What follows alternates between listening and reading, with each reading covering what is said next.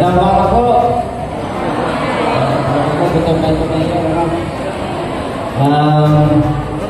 Bago ko po umpisahan ang aking naging presentasyon, ay gusto kong pati pagsabihin ngayon, no? Magandang umaga po sa ating kasama si Director Iglesia, Sir, sa mga si Vice Mayor, sa Sir John Mark, no? And si Dr. Michael Santos, Sir Aris, thank you sir for inviting us. Sir Conrad, of course, sa members sa kanyang bayan ng Pagka, maraming salamat po for inviting us. Binabati ko po kayo ng ika-anim na taong anibersaryo dito sa bayan ng Pagka sa pagkakatatag ng inyong samahan. At ang ating pong tema ay pagpaligatan tungo sa isang mahusay at matinong pagkagobyerno. Tamang-tama po yung tema na itinigay ninyo dito sa pag-tipo na ito. Katulad po nung nasabi ng mga naman na nagsalita, hindi po tayo iba sa mga tao dito. Baka may kabagalan pa dito. Sino madornado rito? Ayun, mayroon doon sa likod, no? Meron madornado. Ako po ito itong General Nakar, no? Quezon. Dito po ako nag-aaral ng high school sa Mount Carmel. Graduate ako ng 1989. So, dito rin po ako nag-umpisa sa DNR, sa Centro Real. Kasama ko po yung Centro, sinama ko dyan. In the event na meron kayong kailangan sa DNR, hindi nyo kami masyadong malumig. Pero po kami local office dito. Ang Centro po ay si Centro Big Companino, nandun po sa likod. Nung mariset ko po yung text ni Sir Conrad, sabi ko paano kaya gagawin ito at ako ay sunod-sunod ang aming schedule dahil bagong dating po ako sa Calabarzon. Ako po ay nakasign sa Mindanao. Sila sir, yung aming pwesto talagang palipat-lipat. At natutuwa ko ako, after more than a decade ay napapalik ako dito sa ating region sa Calabarzon. And sabi ko nga, despite other schedule, meron po akong party meeting ngayon sa ating Marikina. But I decided to come here and participate in this very momentous and important occasion to see the people of Pagka, Real, and Nakar. Perhaps meron din dito taga Pulilio Island. No? So, masarap pong makatulong kung magandang tumulong doon sa mga tao hindi natin nakilala, mas maganda doon sa nakikilala natin. Kaya nandito po kami bilang kasama ninyo kung saan ay gusto ibahagi ano ba yung magiging partisipasyon namin doon sa inyong selebrasyon at sa mga darating pang activities ng inyong grupo. Partners Forum po pala ito, no? When I look at the letter, but ang aming opisina ay dito, no? Regulatory office. I'd like to share some slides. Medyo maliit lang po yung ating one, but I'll try to make it very simple because I was given only 15 minutes to speak. E naubos ko na yung 5, kaya 10 na lang kami nitira. So, ang ating po presentation ay very quick sa profile ng DNR, ano yung major programs, ano yung partnerships na pinapasok namin to entice or to encourage participation of stakeholders, especially kayo po. Next please. Ayan, napaka-exing informasyon lang po para sa aming office. Ang inyong pong lingkod ay head ng DNR Calabarzon. Alam niyo naman po, ibig sabihin ng Calabarzon, ano? Cavite, Laguna, Batangas, Rizal, and Quezon. Ito yung Region 4A. And ang ating pong teritoryo ay inaabot ng 1.6 million hectares sa buong Calabarzon. Meron po tayong 5 probinsya, pinagin ko kanina, 22 cities and 120 municipalities at a total of 4,019 barangays. Ang ating population base sa 2024 ay inaabot lang ng 60 million. Next, please. Ayan, ang ating po opisina, nasa regional office, nasa Mayapan po yan, tabing highway lang, katabi ko ang PWH. Ang Pedro ng Batangas, nasa Batangas area, and ang Cavite ay nasa Trece Martires, ang Pedro Laguna ay nasa Los Baños, Tanakay, at ang Pedro Rizal ay nasa Taytay. Ang Quezon po, ang Pedro Quezon nasa Lucena. Marami sa inyo pumupunta ng Quezon kung nag-asikaso kayo ng titulo. No? Next. Sentro. Ang sentro po ng Batangas ay dalawa, Alaka and Lipa. Ang Santa Cruz ay merong isa, yung Sentro Santa Cruz. Ang Quezon ay merong 4. Tayo ang may pinakamaraming sentro. Ang Calabarzon po ay more than 50% ng total land area ay nasa Quezon Province. Kaya meron tayong 4 na sentro, yung Calawag, Catanawag, Real, and Tayabas. Ang Cavite po walang sentro yan, kaya yung Pedro, siya na rin ang sentro. Next, land classification, pinapakita ko po ito kasi dito tayo po ito mamaya. Sabi ko kanina, 1.6 million hectares po ang total niya pag tinotal yun. Ang forest land ay naabot ng more than half million, no? More than half million, unclassified ay 21,000 at yung AND na malimit yung narinig ito, inalienable and disposable. Ito yung ina-applyan ninyo ng titulo, no? Pag naisip po natin titulo, doon ang kakagalan. Pero hindi po. Ang DAR po, nag-i-issue rin nga ng titulo. Agrarian Reform. Ang Korte, nag-i-issue rin po yung titulo. Pumupunta kayo sa amin kung ang aplikasyon ninyo ay tinatawag na free patent. Administrative title.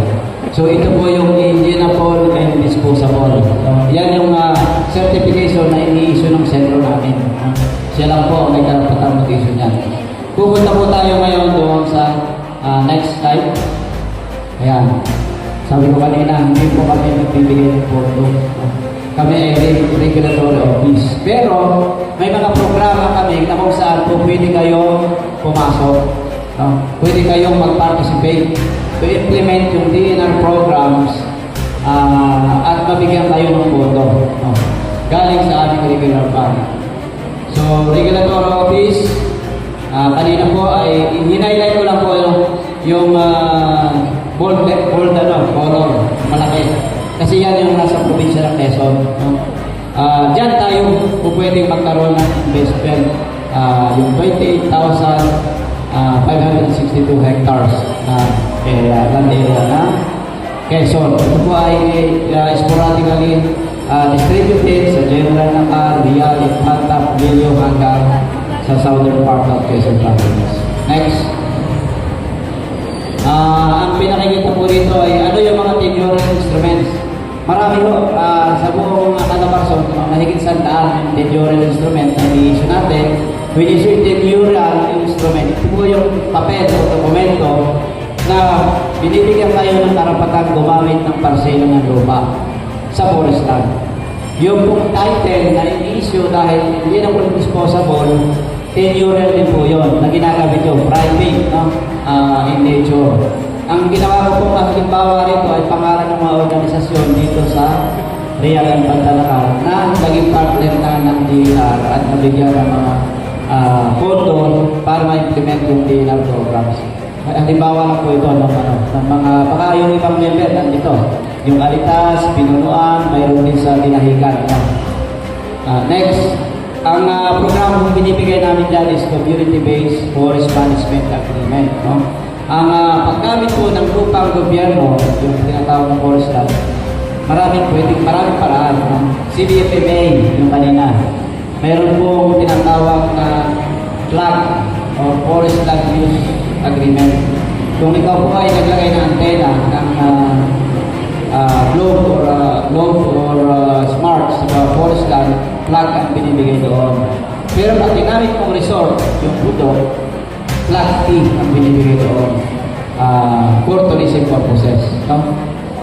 Kung gusto mo na may magpa-school ng baka, ibibigay sa iyo ay FLGA, Forest Land Grazing Agreement. Pero pumasok ka sa protected area, kasi malaki protected area natin, manalo na din yung 1636, ano? ang binibigay po doon ay pakpama. Meron po dito sa inyo, dalawa. Tanlungan ay isa. Yung isa ay lower remutan. No? So meron po kayong dalawa dito. Pero dahil ang sabi, nung nagre-review kami ng policy, ang dami ng mga application, ang hirap. Ay gusto ko yung dalawang gamit. Ay di mag-a-apply ako ng dalawa. So ang ginawa po ng opisina, binuo ngayon sa isa. Ito ngayon yung Sustainable Forest Land Management Agreement. Bago po yan, 25/22, last year lang. Kung gusto mo yung sinabi ko lahat kanina, pwede ang apply mo lang ay SFLMA. Sa loob ng SFLMA, pwede mong sama-samahin dyan yung flag P, yung flag, yung Forest Land Grazing Agreement, pwede niyong samahin sa isa. Pero, ito po ay lease, no? Pinapaalala ko lease. So, yung lease, meron niyang annual rental sa gobyerno. Pero hindi masyadong mataasan itong particular ito. Unlike the previous tenure na sinabi ko, no? Except CBFMA. Yung sinabi mo CBFMA, yung Executive Order 26 pa rin ang ginagamit na policy. So, labas po yan dito sa polisiya na ito. Sinasabi ko yung difference para makita nyo ano ba direksyon kung gusto nyo puntahan later on. Next. Plantation Establishment. Ito yung isang programa. Matagal-tagal na po ito. 2011 pa ito nag-start at until 2023 as per existing regulation. Nag-identify kami ng mga unit areas at pinupuntahan ng gobyerno. Ina-award po yan sa People's Organization. Dito sa Real Infanta area, hanggang Nakaro, marami kaming na-awardan ng ganyan. In fact, kung titingnan natin, sabi dito sa Infanta pa lang ay meron na tayong 2,000 hectares. Karamihan dito mga Proviarias ang sa Infanta. Karamihan ng Proviarias. Ang upland, nasa general naman. So yung sinasabi ko po dito mga barangay, ito yung locations na, medyo marami naman po ito, puro Infanta, na locations ng mga project na kung saan nabigyan namin ng mga nataraang administrasyon. Okay, next. Ayan, papasok po tayo doon sa hinihintay. Ano po, ito yung hinihintay nyo. When I requested my staff to prepare my presentation, binigyan ako ng 36 slides. Sabi sa invitation, 15 minutes lang daw ako. Kaya talagang madami kong tinanggal dito. Iniwan ko lang yung eksaktong informasyon na gusto nyo makita. But anyway, kung mayroong mga questions, I'm ready to answer naman po. Biodiversity Friendly Agricultural Practices. Friendly Agricultural, PDFAP. Ito po ay programa natin na kung saan ay yung mga may tenure, especially kung ito ay holder ng CBFFA, pwede ka mag-apply nito pondo na ito sa amin. At yan ay mayroon pong kaukulang procedure na dadaanan ng people's organization or civic organization na magsusumite sa aming tanggapan ng sentro sa Real. Doon po nag-uumpisa ang aplikasyon. Nilagay ko po dyan sa baba, medyo mahaba, wordy. Ano yung objectives ng program? Self-explanatory naman po. To enable community-led conservation, establish standard market recognition, enhance community appreciation and participation, and ensure sustainable and equitable wealth creation. So, ito po ay hindi lang production na tutulong sa inyo, but the marketing as well. Marketing and exporting aspect. Next, please. Foreign assisted, another window na po pwede nyo pong pasukan. Nakakataga po tayo ng foreign funding for abroad. Dumadaan po yan sa ating opisina sa Central Office. And kung may sasabit ng sentro through the People's Organization or civic organizations, pwede po tayong makakuha nito. 6 months to 2 years ng implementation, and nagpapalit po ito ng 2 million up to 5 million. Ang procedure, the same pa rin, tulad kanina, magsasabit po tayo sa sentro ng aplikasyon. Nandun po sa kasunod na slide, paano yung strategies, yung methodology, how to submit, how to apply, and kailan kayo pupunduhan normally, part of the year. No? So, ang ina-encourage po natin na kung tayo ay meron ng mga established na livelihood dito na po pwede natin may share at mabigyan ng pangalan, yung po mga people's organization o civic organization na natin ito, magkakainin po tayo, no? At maging active po yung ating organisasyon. Marami po dito na active na rin, kaya mayroon na ako nakita sa listahan, halos 2 beses na nakakakuha sa amin ng plan. Next slide. Ito po, yung qualification, no? Kaya sinasabi sa inyo. Sino ang pwedeng mag-apply? Kayo mo yung mag-apply. Ang procedure, ibibigay nyo sa sentro, meron po yung listing, isasabit po yan sa Pedro, pupunta sa amin sa regional office, meron po kaming team sa regional office para i-evaluate yung inyong proposal kung viable o hindi. Kung viable po yun, ipo-forward namin yun sa central office for again, re-evaluation, and kung okay na po ay pupunduhan niya. Normally ito ay ginagawa sa first quarter. First quarter. Kung kunyari, nagsabit kayo this year, i-security na ito hanggang May or June. Pagdating na central office po na-approve ang funding po niya sa susunod na taon, hindi this year. Like GAA kami sa gobyerno, ahead po yung planning, ahead yung request ng funding, ang implementation po niyan sa susunod na taon. So, ganun po yung procedure. Nandyan ho, nakalista yung list of requirements, and then I can share this to the organizer para sa kaukulang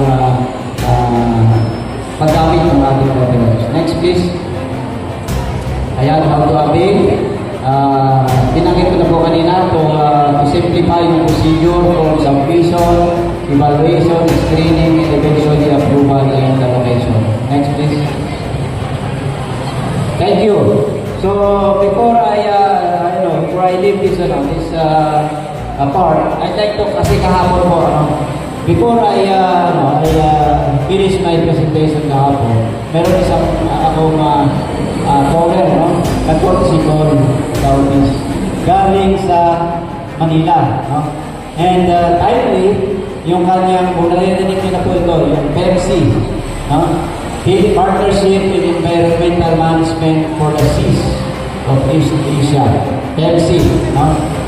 Meron po silang programa na dadalahin dito sa ating lugar. So sabi ko, please allow me to introduce the project in partnership po ng DNR. Ano yung project na ito? Tingin po sa ating kaalaman, kanina nagsishare si Mayor history ng ating bayan ng Pagta. Nabasa ko lang din sa internet ng iba, but thank you very much, Mayor. Ito na yung response na alam na dito.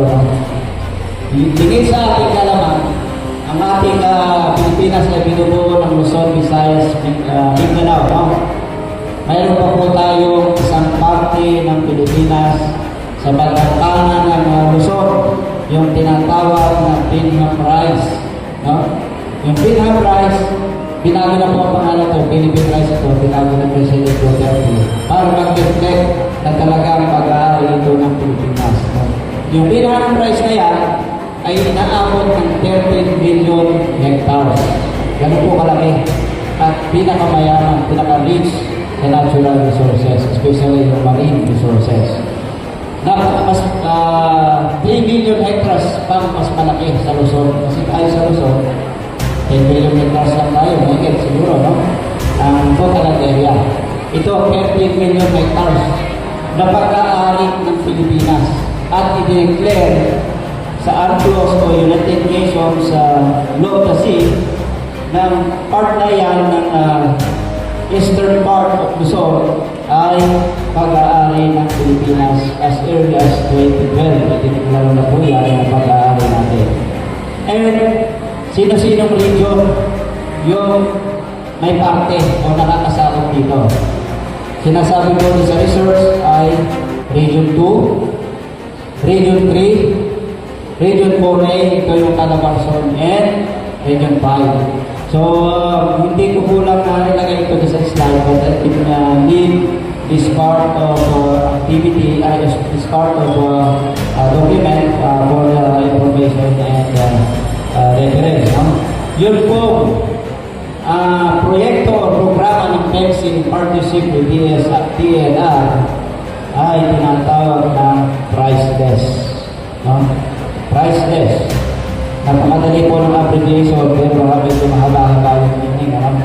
Yung priceless ay stands for Philippine Rice Integrated Conservation for Enduring Legacies through Ecosystem Support Services.